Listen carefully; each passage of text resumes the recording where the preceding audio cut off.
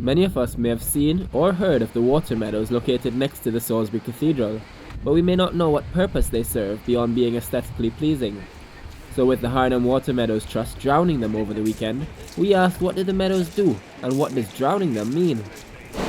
The water meadows in the olden days were so important because A, it drained marshland by digging these ditches and channels, but secondly, they were able to use the benefit of the warm chalk water and pour it very gently over the grass sward when it was really cold and freezing, not like today, and it made the grass think, oh great, spring's come, and they were able to have early lambs and 2 crops of hay, but perhaps more important, because the 2 crops of hay they could get off, they could keep more animals through the lean times of the winter and feed them.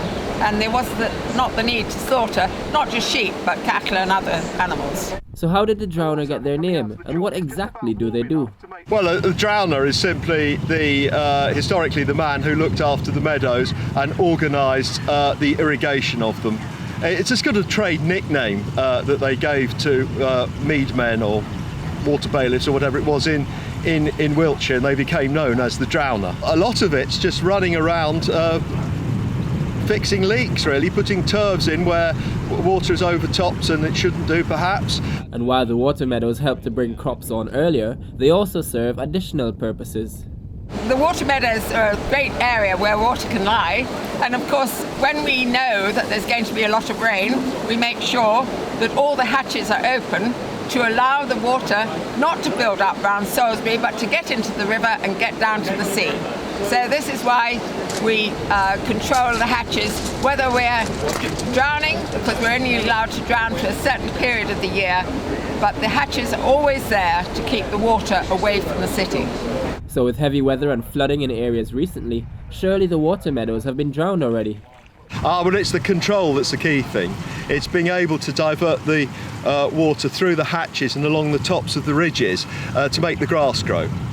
That's what the job of a drowner is all about. Otherwise, it's a sort of form of emergency management, really. But what was Hadrian's outfit all about? Oh, well, this is my Victorian drowner's gear as well. I've got corduroy trousers on, a corduroy jacket, a collarless shirt, a necktie and the bowler hat. And the bowler hat was something that some drowners wore to suggest that they were of sort of form and status. It was a kind of status symbol that, I'm above the common labourer, so I could tell people what to do, and I put my bowler hat on. And there were other roles that the drowner filled in the local community. But very often the drowner would be brought in to settle disputes between farmers and millers, if too much water was going on the meadows and not enough for the mill wheel, or sometimes between different millers or between different farmers as well. So in theory the drowner had quite a bit of respect in terms of I think, conflict resolution. But what would have happened to our city if not for the water meadows? If there weren't water meadows, we'd go back to 1600 was the first time we've got recorded these. You'd have probably had a swampy bit.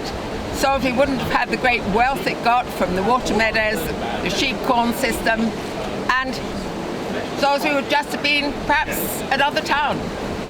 Ian Sheridan, That's TV.